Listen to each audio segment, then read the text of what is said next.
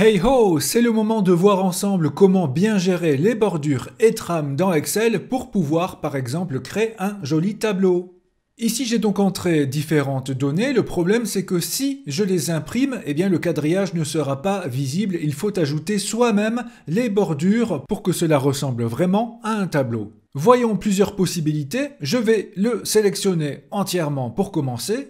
Et dans Accueil, vous avez directement dans la partie Police un petit bouton qui concerne les bordures. Et si je clique sur la petite flèche, là j'ai différentes possibilités. Par exemple, la première, bordure inférieure, si je fais cela, cela m'ajoute simplement une bordure en dessous de ce que j'ai sélectionné. Et cela peut très bien marcher aussi pour une seule case, par exemple celle-ci, bordure inférieure, et elle apparaît donc bien uniquement ici. Vous avez donc de nombreuses possibilités, mettre une bordure uniquement en haut, à gauche, à droite, aucune, et ce qui peut être très utile, c'est d'ajouter directement toutes les bordures. En faisant cela, eh bien voilà, j'ai déjà un vrai tableau. Maintenant, tout cela peut être amélioré, je le sélectionne à nouveau, et dans la liste, j'ai aussi bordures extérieures épaisses. Et là, cela m'ajoute une bordure un peu plus épaisse tout autour, tout en laissant intact ce qu'il y avait à l'intérieur. D'autres options existent comme les bordures doubles, bordures uniquement en haut et en bas, l'une épaisse, l'autre simple, bref, toutes les combinaisons sont possibles. Et évidemment, il n'y a pas que les bordures noires, vous avez ici la possibilité de choisir la couleur. Exemple, je décide de la mettre en rouge, et ensuite je retourne sur le bouton pour choisir toutes les bordures, et là, désormais, toutes mes bordures sont donc rouges.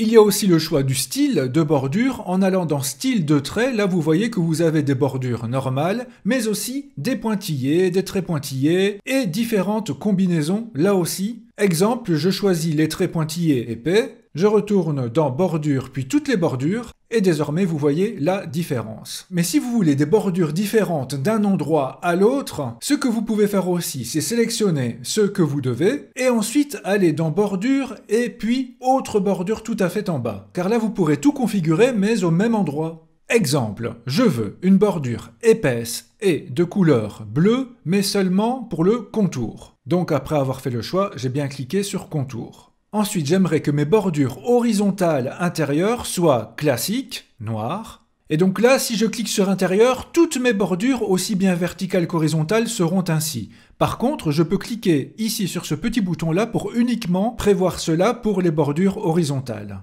Donc tous les petits boutons ici nous permettent d'ajouter les bordures que l'on veut où on le désire. Et par exemple, je veux des traits pointillés, noirs aussi, mais cette fois-ci pour les bordures intérieures verticales, donc je clique ici. Et là, vous avez un aperçu de ce que cela devrait donner. Si je clique sur OK, eh bien j'ai parfaitement le résultat que je désire. En zoomant, nous voyons bien que nous avons des pointillés ici au niveau vertical intérieur. Et si cela peut vous être utile, sachez qu'il est également possible d'avoir des rayures intérieures, comme vous pouvez le voir ici. Je les mets en rouge pour par exemple barrer des cases. Je clique sur OK, et voilà, chaque case est barrée avec des pointillés rouges. Ensuite, pour les couleurs de fond, c'est très facile. Juste à côté du bouton des bordures, vous avez le pot de peinture qui permet d'avoir la couleur de remplissage. Exemple, pour mes différents mois, je les sélectionne ensemble, je vais choisir une autre couleur. Je clique sur le pot de peinture, la petite flèche, et ainsi je peux choisir la couleur de fond qui correspond. Là aussi, tout dépend de ce que vous sélectionnez avant de choisir la couleur. Plus d'excuses, vous êtes désormais capable de remettre des tableaux clairs et colorés. Merci pour votre fidélité et à très bientôt.